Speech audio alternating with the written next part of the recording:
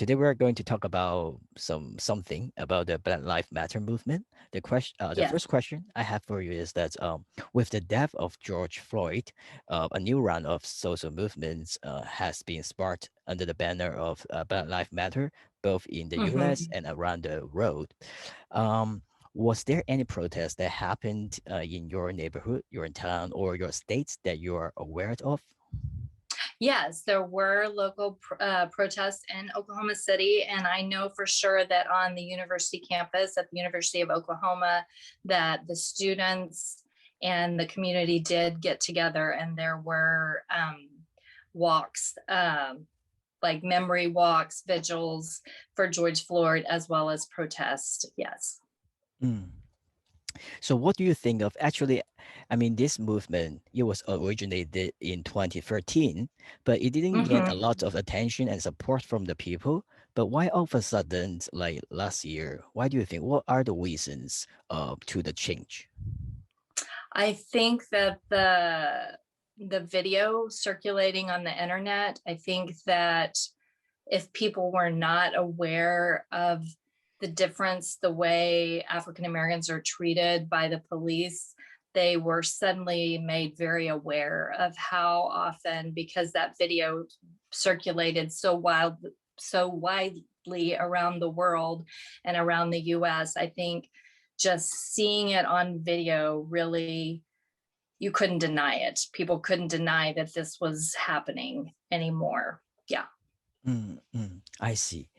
But And I also think of mm, I'm sorry, I was just saying, with the pandemic and everyone being at home and and yeah, spending more time online, I think that mm, that helped the video to circulate more widely as well. Yes. right.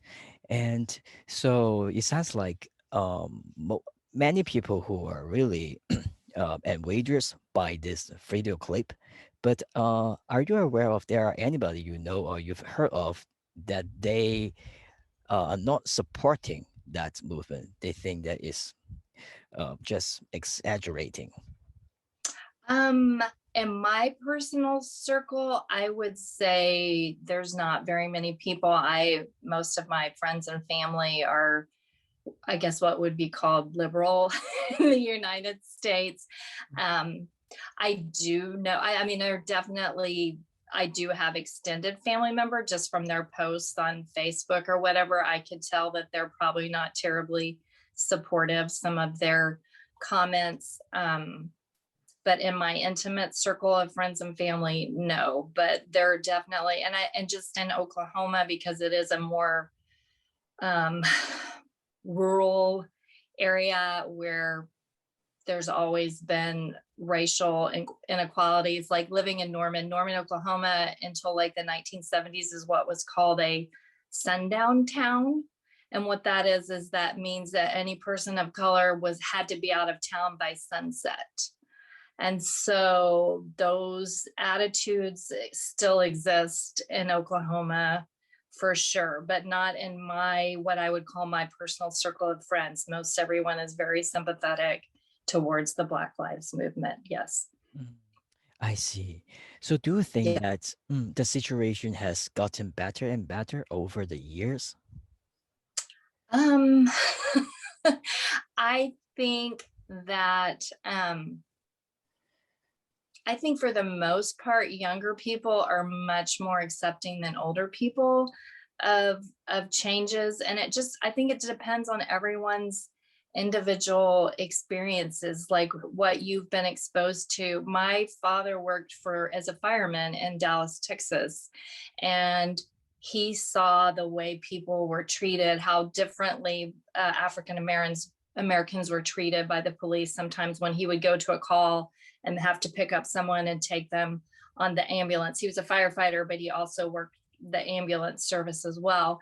And so I grew up with a very sympathetic family who's like, it's not okay to treat other people that way. You know, some of the things he saw going on, he talked to us about and was always like, everybody is important, everybody has value, you need to treat every human being with respect. So I think it depends on how you were raised or who you were exposed to. A lot of times that those attitudes, I remember hearing um and extended family members, like I said, when we would get together and I was a kid, I had some cousins or I had uncles or aunts who would say things that were not allowed to be said in my home personally, with my parents. So I think it depends on your home experience, and then your school experience, how much you're exposed to people who are different than you are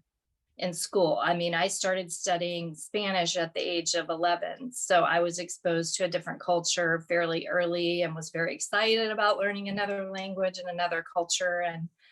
And so I think it's just what you personally lean toward to that kind of experience, your personal experiences. That as a society, I feel like most people will say, I'm not a racist, and that's wrong. And I feel like we are getting better over time. I feel like young people really mean it for the most part, but you do have older generations that they may say that, but how they act and behave is not really, they don't really believe that. I mean, they don't really, their actions don't match what they're saying, if that makes sense. So, I see. Do you think that right now it seems like more and more people are showing concerns and taking actions about this problem? Do you think yeah, it's a good thing or is a bad thing?